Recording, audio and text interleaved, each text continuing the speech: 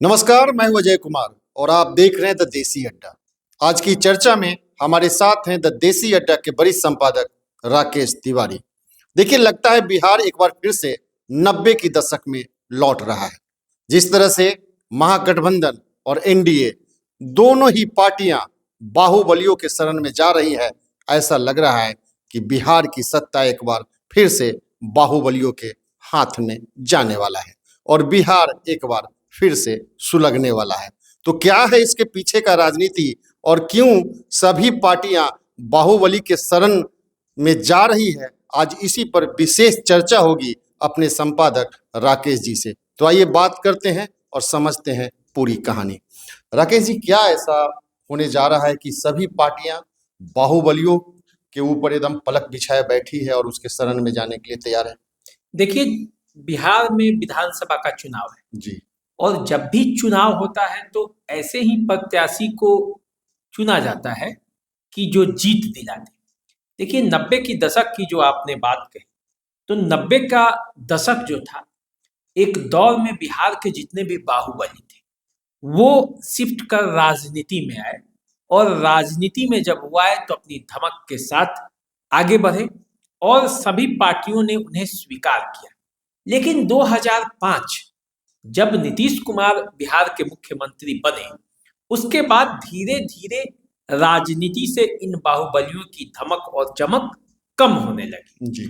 और तब तक जो पहले कई बाहुबली थे वो राजनीति में आकर थोड़े संयमित हो गए, राजनीति की भाषा समझ गए और फिर वो समझ गए कि राजनीति में ही अब आगे बढ़ना है, बाहुबल का प्रयोग नहीं करना है। और ऐसे में बिहार में शांति थी और राजनीति में धीरे धीरे बाहुबली दरकिनार होते गए और बिहार की राजनीति पूरी तरह से धीरे धीरे बाहुबलियों से कम तो नहीं कहा जाएगा कि खत्म हो गया, लेकिन कम हो गया।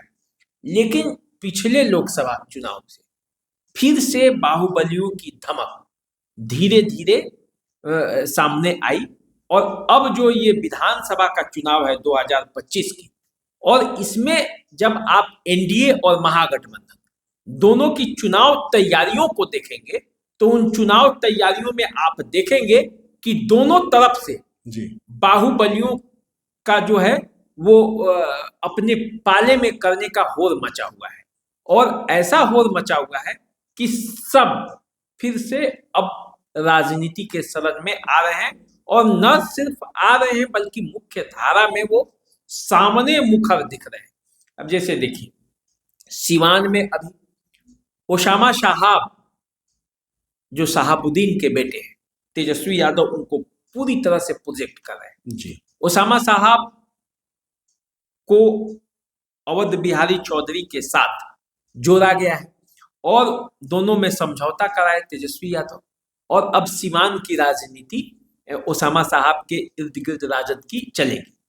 और जैसे ही हिना साहब और ओसामा साहब आरजेडी में ज्वाइन किए, वैसे ही एनडीए के प्रमुख घटक दल जो चिराग पासवान है, उन पर नजर जो खान बंधु है सिवान के, जी जी। एक और जाने माने नाम जो शहाबुद्दीन के विरोधी भी हैं सिवान में, वो लोजपा ज्वाइन कर दी।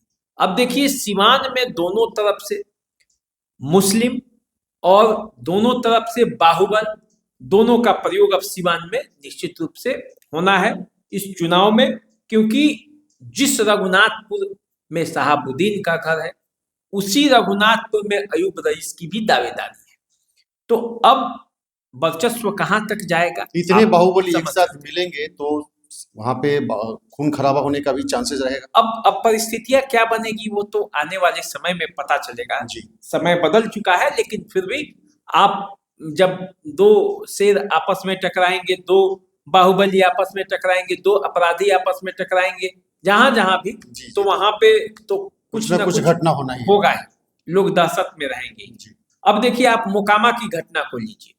अनंत सिंह जनता दल यूनाइटेड में गए और अब सरकार नीतीश कुमार की है, सुशासन की सरकार कही जाती है, और मोकामा में जिस तरह से गोलीबारी हुआ और फिर जिस तरह से दोनों लोग अभी जेल में गए, अनंत सिंह भी और वो भी, तो इसका मतलब ये नहीं है कि मोकामा शांत रहने वाला है। मोकामा में अशांति रहेगी, क्योंकि मोकामा में जब एक बार गोली चलने लगता है तो लंबे समय तक चलता है। अब देखिए उसी मोकामा में महागठबंधन की तरफ से सूरजभान सिंह को भी अपने पाले में लाने की कोशिश की जा रही है। जी उसी मोकामा में अशोक महतो की भी दावेदारी है, जो अपने जमाने के डॉन थे। और उसी मोकामा में एनडीए गठबंधन की तरफ से देखेंगे तो अनंत सिंह खड़े हैं।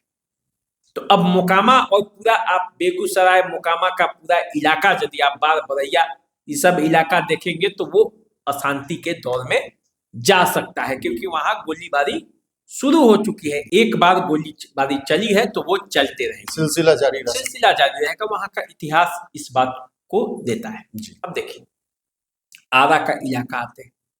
आरा में जो उपचुनाव हुआ, उस उपचुनाव में बीजेपी ने सुनील पांडे को अपने पक्ष में लेने से गुरेज नहीं किया।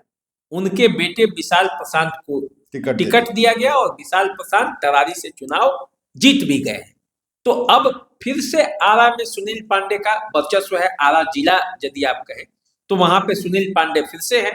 लोजपा से हुलास पांडे की भी दावेदारी है, जो सुनील पांडे के भाई भी हैं, वो भी बाहुबली है।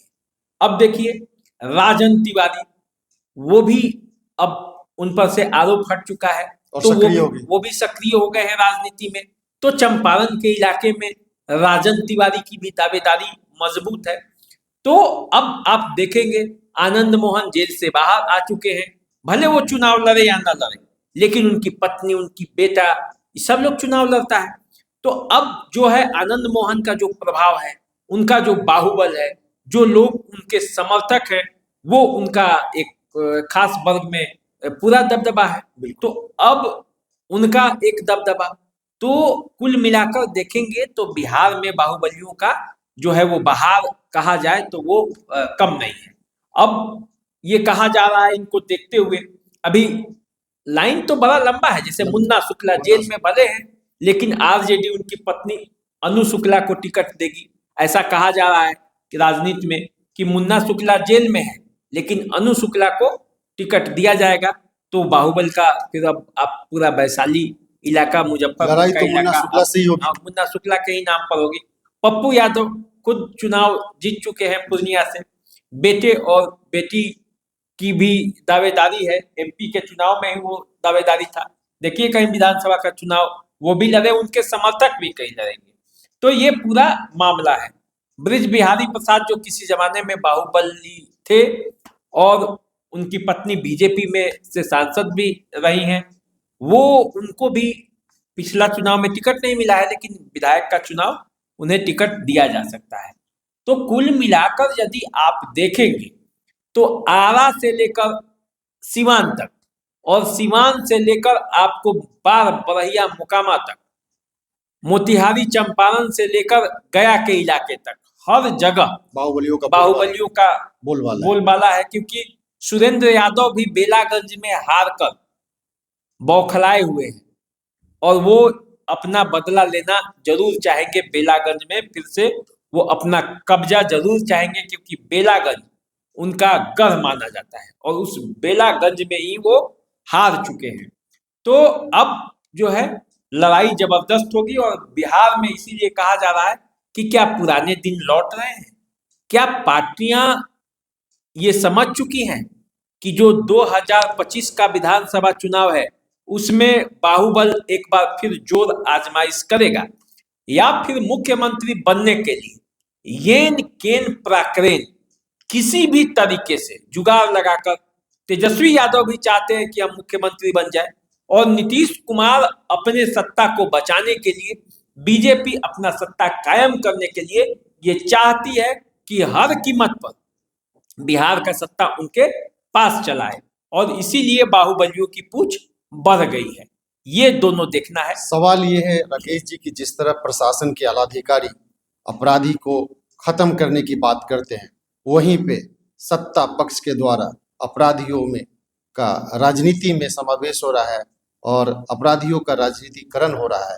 तो क्या आने वाले समय में अपराध खत्म होने की जो मंशा लेकर प्रशासन के लोग काम कर रहे हैं उस पर अंकुश लगेगा? देखिए ना, अपराध कभी खत्म हुआ है ना होगा, ये सच्चाई है। न राजनीति से अपराधीकरण कभी खत्म हुई है न होगी। बाहुबली चुनाव पहले भी जीतते थे, अब भी जीतेंगे और आगे भी ऐसा होगा, क्योंकि कहा जाता है ना कि समर्थ के नहीं दोष पुसाए। तुलसीदास जी बहुत पहले कह के गए। तो जो समर्थवान होगा वो तो जीतेगा ही, और जो जीतेगा उसे पार्टियां टिकट भी देंगी। तो यही है कि इस बार जो तेजस्वी यादव ये कहते थे कि सत्ता में अब हम दूर रखेंगे अपराधी को, आने नहीं देंगे, इसीलिए एक दौर में ओसामा साहब को उन्होंने दूर भी किया था। एक दौर में उन्होंने शहाबुद्दीन से दूरी भी बढ़ाई थी, लेकिन अब क्या, इस दूरी से मुख्यमंत्री की कुर्सी तो उन्हें नहीं मिली। तो मुख्यमंत्री की कुर्सी चाहिए तो कुछ समझौते भी करने पड़ते हैं, और वही समझौते करते हुए तेजस्वी यादव देखे जा रहे हैं। नीतीश कुमार भी जो कभी कहते थे कि राजनीति में उनका एक सिद्धांत है, लेकिन अब नीतीश कुमार भी उम्र के उस पड़ाव पे पहुंच चुके हैं कि मजबूरन वो अब उन बाहुबलियों को अपने पाले में ला रहे हैं जिनको कभी वो दूर भी किए थे। अब कोई पार्टी अछूती नहीं रह गई है, कहने कोई का पार्टी अछूती नहीं है, और किसी पर ये आरोप लगा देना कि वो बाहुबलियों की पार्टी है, वो केवल संरक्षण दे रही है, ये कहना गलत होगा। क्योंकि कोई भी पार्टी, बिहार की किसी भी पार्टी में आप चले जाएं, ऐसा नहीं है जिस पर कोई ना कोई आरोप नहीं हो, उसके पार्टी में बाहुबली नहीं है।